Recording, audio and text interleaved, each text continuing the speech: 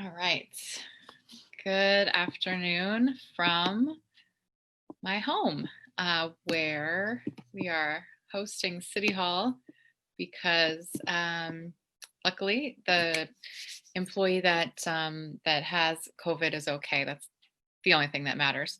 But those of us who came in contact with that employee are home um, through Tuesday. In an abundance of caution, by CDC guidelines, we actually would not have to all stay home for the 14 days since exposure, but we want to make sure that we're absolutely certain that we're not going into City Hall when we shouldn't, and wanting to make sure that while we're very lucky that the employee is okay and that we're all okay. I think it's important for this to be an example for all of us that the virus is very much here and anybody can get it. And the chain of exposure, the chain of the virus spreading can really be from anywhere to anyone, and especially if it gets to people with pre-existing conditions, it can be deadly. So, as we go into these next weeks and months, I think it's going to be rough. I know that our cases have been going up. Hospitalizations are a lagging indicator. They had been holding back, and luckily those weren't rising as much. But now we're starting to see that. My conversations with the hospitals here in Scranton, the hospitalizations are up. There's some ICU cases. So we really want to avoid the um, level of hospitalizations, the level of deaths, of course, that we saw this spring. So I really appreciate everyone in the community continuing to mask up, continuing to stay home unless absolutely necessary. We're not in a lockdown, and I am hoping we don't have to get back to that. But I think the more we do now to just avoid unnecessary contact with others, the better off we'll be in the coming weeks and months. So please take it seriously. Wear masks, and when you go into a store and you're being asked to wear a mask, that's still a governor's order to wear a mask inside a store. It's not the fault of the proprietor. The proprietor is not trying to take away your freedom. The proprietor is trying to keep themselves and their employees and their customers safe and healthy. So please keep that in mind when you're out and about. Wearing a mask, really not that big of a deal. Just do it. Do it for yourself, your family, and for everybody else in their families. So we did have one COVID death this week, and we saw that the Department of Health put us into that next category of kind of a warning that we have a substantial number of cases. So please be vigilant and continue to mask up and protect each other. So, on more fun things, today we have an early voting celebration at City Hall. Tomorrow is National Early Voting Day. Yes, there are all sorts of little holidays and things that are baked into this election cycle, but it's all so that people understand when to vote, how to vote, and that their vote counts. So, early voting celebration is in 25 minutes, so 12:30 to 1:30. You can go to City Hall. Please wear a mask. We're partnering with the Black Scranton Project, Royals Vote, and Pacers to the Polls. So University of Scranton and Marywood. So all of us are partnering together for the celebration. There's kind of different things and activities and obviously information there. And then if you want to go there and then take your ballot to the Scranton drop box or the Lackawanna County Government Center drop box from there, it's just a couple blocks away. So stop by City Hall 12:30 to 1:30 today and use it as a way to get your ballot in. And I think there's snacks there. So if you need a little kick to go,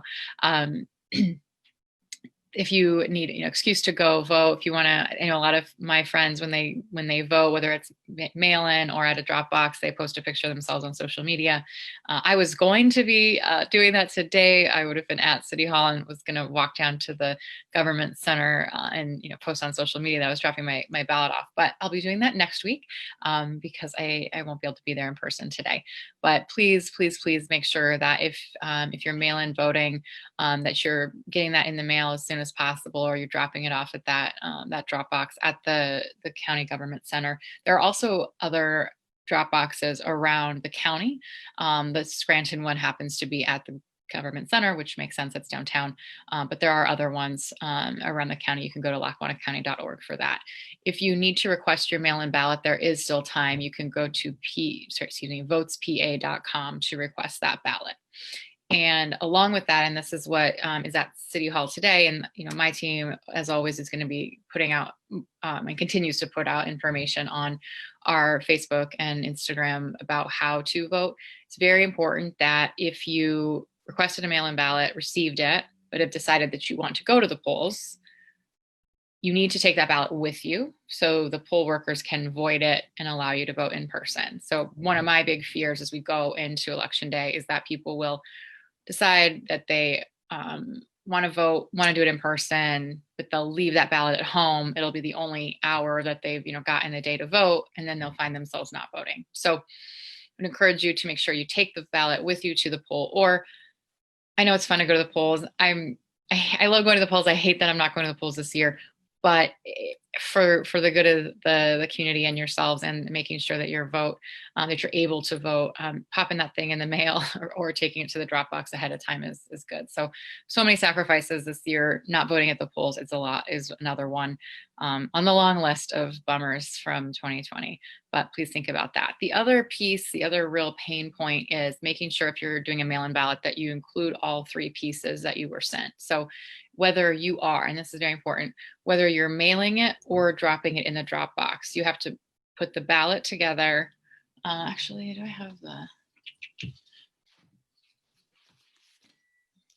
you have to have the ballot, the secrecy envelope, and the mailing envelope.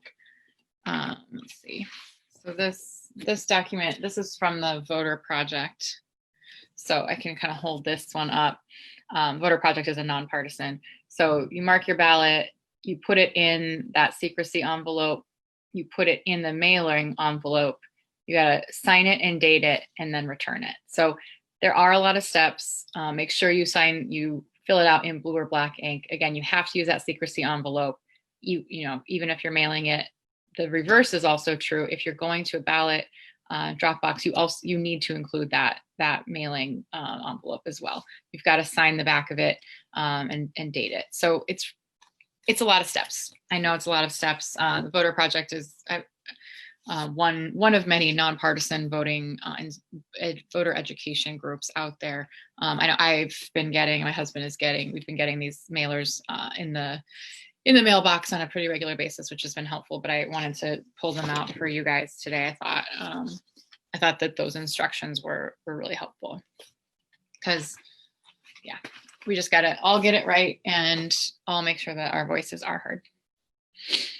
Okay, so I wanted to thank the Scranton Police Department and Friends of the Poor. On Wednesday, there was a drive-through emergency food drive-through, and then we also did a car seat check. So thank you to the Scranton Police Department for the car seat checks. It's such an important thing. I know from personal experience, having just gone through that in December, it is scary, and you want to make sure that it's in there right. And the Scranton Police, they do this on a daily basis, but we're helping to make sure that people understand that we are here to help and offer that service. So we really appreciate that partnership, and we'll try to keep doing that, maybe with Friends of the Poor in the future. The next Friends of the Poor emergency drive-through is November 4th at Parker Hill Church in Dixon City. That's 2:30 to 5:30, November 4th at Parker Hill Church in Dixon City, 2:30. Okay, also fun stuff, Halloween. Within all of this that's going on, there is Halloween. The CDC, of course, is saying, really any trick-or-treating is not ideal. I don't think that's very reasonable. Trick-or-treating, if you're outside with your family unit, I think that's, as long as everybody's wearing a mask and staying within their family unit.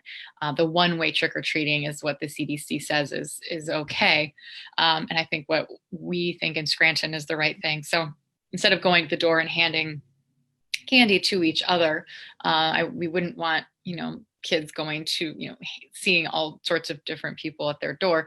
If you want to leave treats out at the edge of the yard, edge of the driveway, and wave from the doorway, I think we can still have trick-or-treating, just with a little bit less close contact this year. So please consider that. Please do that, so that we're not making a fun thing something that ends up having consequences.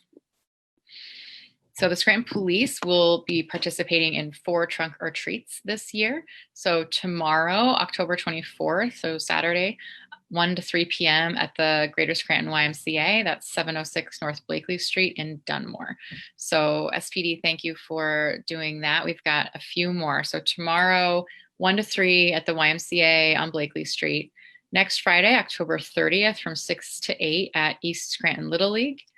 The following Saturday, which is actually Halloween, October 31st, there's 2 on Halloween. So 3 to 6 at 500 North Main in West Side, and from 6 to 8 at the Hilton. I know the fire department's helping with that one too. So appreciate everything that PD and the fire department do to make Halloween fun. And of course, we'll be employing that one-way trick-or-treating there. So you'll be able to see the officers, see the firefighters, and wave hi, but it won't be that close contact like we're usually used to having. So again, first one tomorrow, October 24th, 1 to 3 at the YMCA on Blakely Street in Dunmore. So take the kids and, be safe, wear a mask, social distance, and say hello to our great Scranton PD officers. All right. So we talked about this last week, but we wanted to reiterate that you can go to scrantonworks.org for your nonprofit to apply for CDBG, home, and ESG grants for the 2021 funding cycle. We want to make sure that everyone out there knows that this information is there. I think sometimes these types of things seem exclusive, and that you have to know about them, or you have to know somebody to do them, to apply. That's absolutely not the case. Scrantonworks.org has the information there, CDBG, home, and ESG funding applications for nonprofits in the city of Scranton. So please, if you're an eligible organization, please apply. You guys supply such great services to Scranton. We want to make sure to get you the funding that you deserve. Okay. I don't have any, I don't know if this is a question, we'll see, but the census, we're waiting on a final count. I want to say that after the election and after the census, I don't know what I'll talk about every week. Just kidding. We'll have plenty to talk about every week. But it's been such a huge part of our lives this year. And we're grateful for the efforts of our team here at the city, of all the Census Bureau workers, all the nonprofits, all of our partners that helped to get as complete a count as we possibly could, especially given the COVID conditions. So I really deeply appreciate everyone. And it was a really, really just huge effort from so many people. So hopefully we'll get a count that will really help us out here in Scranton, here in Lackawanna County, northeastern Pennsylvania. And as we get numbers, we will let you all know. So before I go into questions, let's see, as usual. So mental health, it's a gorgeous, beautiful day out there. It's sunny and warm. It will not always be sunny and warm in the next few months. And I know that I always get a little sad when the weather gets colder. I know a lot of people out there are, and a lot of people are feeling isolated. And, there's a lot of anxiety out there given what's happening in this pandemic world we're living in. So as always, the Pennsylvania Department of Human Services toll-free COVID-19 support line is 1-855-284-2494. So 855-284-2494. The National Suicide Prevention Line, 800-273-8255. And then you can also text TALK, TALK, TALK, to 741-741. Also, Women's Resource Center that provides so many wonderful services here in Lackawanna County. And, we wish they weren't necessary, but we're grateful for them. 1-800-257-5765 or 570-346-4671. Okay, so let's get into some questions. Mary is asking, wondering if there will be some changes to mitigate the rise in COVID cases. This morning, Lackawanna County is up to 80 plus cases. So right now, Mary, there isn't anything coming from the governor's office in terms of stricter guidelines that I'm aware of. I know here at the city, which we had talked about last week, we are internally advising against any external meetings and having people really only interact in person with their small teams to the extent they even need to, and working from home if they can, which, with the caveat, of course, that our police, our fire, our code enforcement, our sanitation and public works employees, they have to be out there. And so we appreciate that. But right now, it's really, haven't seen anything. I think that a lot of the school districts that are in person are actually going to be going back to remote instruction. But as soon as I hear anything from the governor's office about more mitigation, we will absolutely let you all know. And we will, if we, again, I hope we don't get to this. If we get to a point where we need to be getting more information out, we'll start doing the town halls twice a week again if needed. But yeah, we'll definitely get that information out as quickly as possible. And right now, I think the difference with the spring is we've got masks in place. We've got people generally understand what the risks are. They wear the masks generally, the social distancing. People understand that folks' habits have changed, I think. And as we get into colder months, the bigger thing is going to have to be, I think, not moving those outdoor gatherings that you were having, not moving them inside. That is something I have not talked with the governor's office about that. So I don't know if they will, but I could imagine maybe going back to some of those more stricter in-person indoor outdoor capacities. So Grace is asking, how long does it take to get a permit in the city of Scranton? So Grace, we are up to date on permits. If you have an issue, you can call licensing and inspections, which is 348-4193, or shoot us a note at scranton311@scrantonpa.gov, and we will get an answer back to you. But the team that works on permits, they're awesome, and they're really, really caught up. So if you're having an issue, let us know, please. Okie dokie. Patrick is asking, how about we do something about a truck illegally parked around town? Right. So Patrick, we are on top of it. That the owner of that truck has actually paid the parking today, or through, at least the last time I heard, an hour, he was paying the parking. So we are aware of the issue. We're aware of yesterday that same truck was parked off of Moosic Street on the expressway. So we're aware of it, and we will be ticketing anyone who is illegally parked in public spaces or parking and not paying on the spots downtown. Judy is asking, did you finish the investigation of the parade with the police escort? So Judy, that's a personnel issue, and that's all I can say about that. Okay, wait a couple more minutes and see if there's other questions. Leaf pickup, please remember, and my team, if we can add that back into the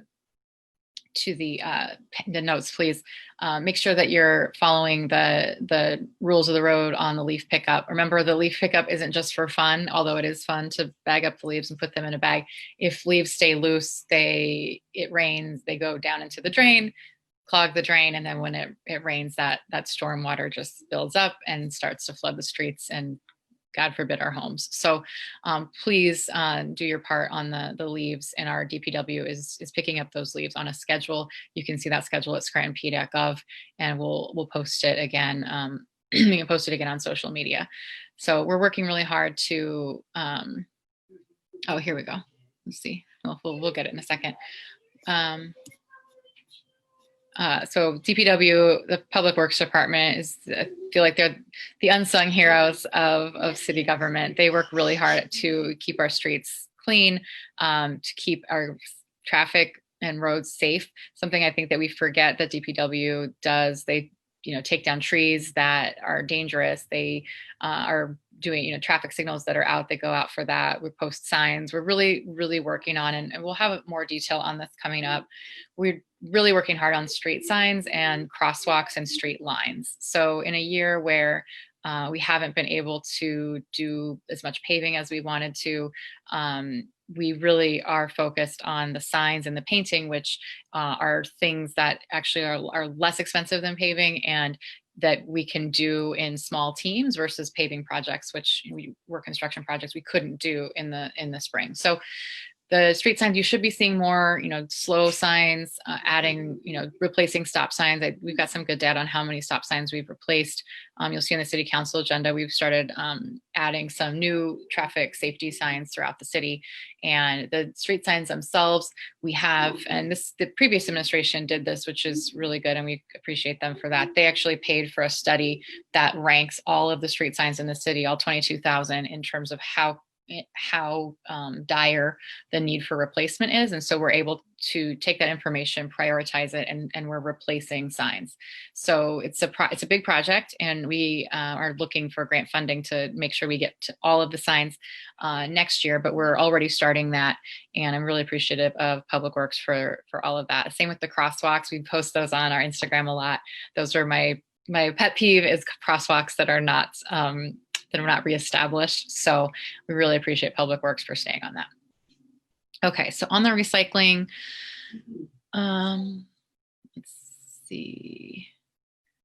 I don't see, let me see, just 1 second, please.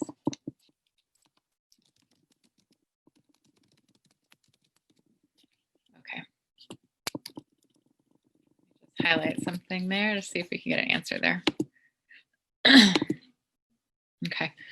So Cheryl's asking, have both campaigns paid their bills for security when they've come to Scranton for town halls and rallies?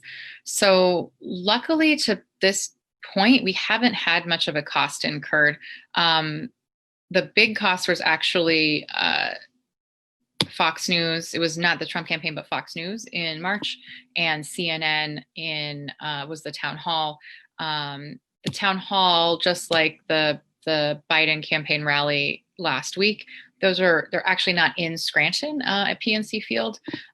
So our costs were minimal, but we are making sure to bill for those things. But again, that the biggest event was in March, and that was a bill to Fox News, not either of the campaigns, but certainly that's something that we are doing. Okay. All right, cool. So, okay. So for the leaves, I'm sorry, I just wanted to make sure that we do this. So you can get the bags at DPW, that's 101 Poplar Street, or at Weston Fieldhouse. The collection, I guess the collections are throughout. All collections are from the curbside of streets and avenues, not in the alleys. And like we said, no loose piles and no plastic bags. They need to be in those brown bags. Okay, so the leaf pickup schedule, week of October 12th following paper pickup. So next week, the week of the 26th, following cardboard pickup, the week of November 9th, week of November 24th, and week of December 7th following paper pickup. So that's the leaf pickup schedule. So next week is one of those leaf pickup weeks. So again, get your bags at DPW or Weston Field. Okay. Give it another minute for questions. Okay. Let's see if I have any. Might hear a little girl in the background. All right. So we got a nice comment from Derek about riding his electric wheelchair to lunch, which is really, really nice. And that's something that our DPW and code enforcement are very focused on, which is ADA accessibility. We are wanting to make sure, which we always do in code enforcement, but it's very important that anybody who's building something new needs to have the ADA plan in there. And Public Works, as we go around, as you probably, anybody tuning in now probably knows that a lot of the sidewalks are not city not taken care by the city, and it's very, very difficult very expensive rather, to reestablish some of those corners.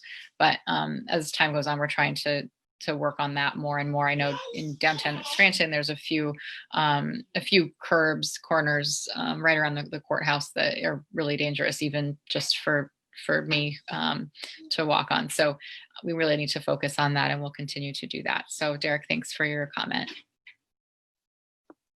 Okay. All right. I really appreciate all of the questions. It helps us understand what's on your mind. And some stuff we can't answer. Some things are personnel related, but as we are able to answer those questions, we certainly will try to. And we appreciate all of your engagement and keeping up with this. Please stay safe out there. I'm just so glad everybody's okay. It's hard to be, back at home, not being able to go to the office. The stuff is difficult. But the more we do upfront to mitigate all of this, the less we'll have to do this, and hopefully for a shorter period of time. So thank you all very, very much. We'll see you back here next Friday. If we learn anything more from the governor's office or from our medical officials, we will let you know as soon as we can. So thank you very much. Have a good day. Try to enjoy the sunshine.